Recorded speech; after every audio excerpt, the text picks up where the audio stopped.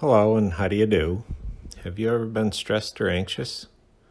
Maybe sort of like the first time you had to do a public service announcement and post it on YouTube? How did you deal with it? By procrastinating? By finding something relaxing to do so you could calm yourself down before you started? If so, you're normal. The problem is, procrastination actually feels worse than failure. What was the next thing that hindered you? Let me guess. What do I do my video on? There are so many choices in so many aspects of our lives that we end up starving ourselves in a field of excess. We can't make up our mind because there are too many choices. So we don't, typically because fear of missing out on what we don't choose. So how do you deal with this frozen state? There's always the option to stay frozen, but then you're just perpetuating the angst. People that believe stress can be helpful often start by accepting it and trying to see it positively, like a growth opportunity or a challenge rather than a threat. Think sports psychology and use your stress to be adaptive and to propel you.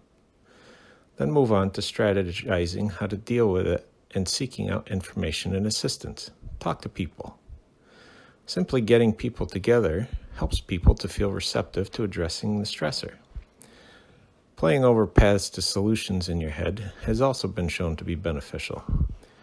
Focusing on using your feelings of fight or flight to either excite and delight your YouTube audience or to tend and befriend your patients, family, or other injured ones is an awesome redirect of that energy.